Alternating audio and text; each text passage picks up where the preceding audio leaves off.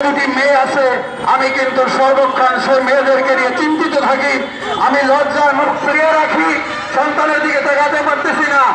এই মর্মে আমরা শিল্পী সমাজ এখানে দাঁড়াবার কথা ছিল না, কিন্তু অসুস্থ ভাবে আমাদেরকে যেভাবে সমাজকে চিন্তিত করে ফেলেছে সেটা মোটেও কাম্য নয়।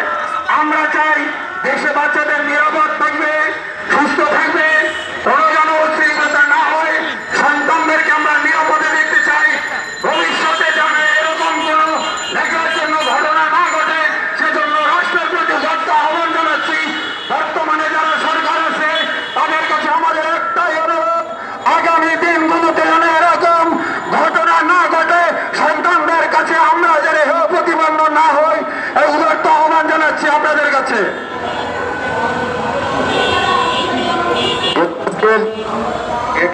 আয়োজিত আজকের এই মানববন্ধনে আমাদের সদস্য নির্মাতা মুকিম মাহমুদকে কিছু বলার জন্য অনুরোধ করছি।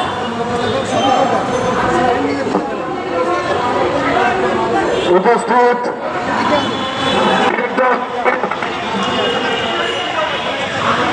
ডিরেক্টর্স গিল্ড বাংলাদেশ কর্তৃক আয়োজিত আজকের এই মানববন্ধনে উপস্থিত ডিরেক্টর্স গিল্ডের সম্মানিত সভাপতি জনাব সৈয়দুজ্জামান সেলিম, উপস্থিত আছে ডিরেক্টর্স গিল্ড বাংলাদেশের সাধারণ সম্পাদক জনাব ফরিদুল হাসান সহ ডিরেক্টর্স গিল্ডের কার্যনির্বাহী পরিষদের নবনির্বাচিত নেতৃবৃন্দ, সেই সাথে উপস্থিত আছে বাংলাদেশের ডিরেক্টর্স গিল্ডের অন্যান্য সদস্য, খ্যাতিমান নির্মাতারা। আজকে এই প্রেস ক্লাবের সামনে আমরা দাঁড়িয়েছি একটিমাত্র কারণ, ধর্ষণ। এই ধর্ষণের বিরুদ্ধে প্রতিবাদ জানাতে, ধর্ষকদের জন্য উপযুক্ত শাস্তির দাবিতে আজকে এই প্রেস ক্লাবের সামনে নির্মাতাদের সংগঠনের পক্ষ থেকে আজকে নির্মাতারা মানববন্ধনে দাঁড়িয়েছে। অত্যন্ত পরিতাপের বিষয়, আজকে আমরা যারা নির্মাতারা, আমরা আমাদের শিল্প সাহিত্য সংস্কৃতি চর্চায় ব্যস্ত থাকার কথা, এই ধর্ষণকে নিয়ে আমরা আজকে প্রেস ক্লাবের সামনে আসার কথা নয়। অত্যন্ত পরিতাপের বিষয় এই যে আমরা বাধ্য হয়ে আজকে প্রেস ক্লাবের সামনে মানববন্ধন করতে বাধ্য হচ্ছি।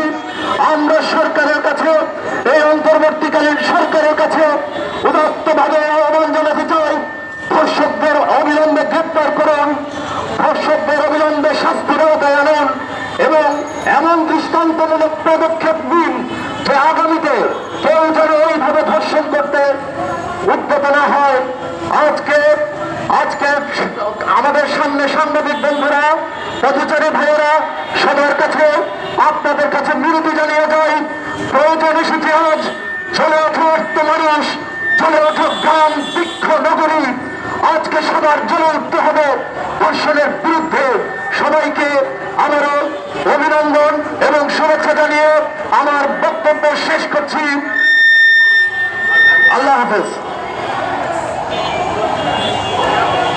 আজকের এই মানববন্ধনে আমাদের নির্মাতা অনন আসাদকে কিছু বলার জন্য অনুরোধ করছি। ধন্যবাদ।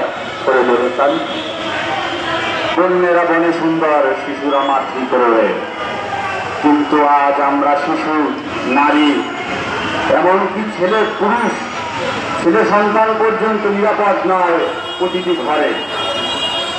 সংগ্রামী বন্ধুরা, আমরা শিল্পী সমাজ, আমরা নির্মাতা, আমরা নাটক সিনেমা নির্মাণ করি।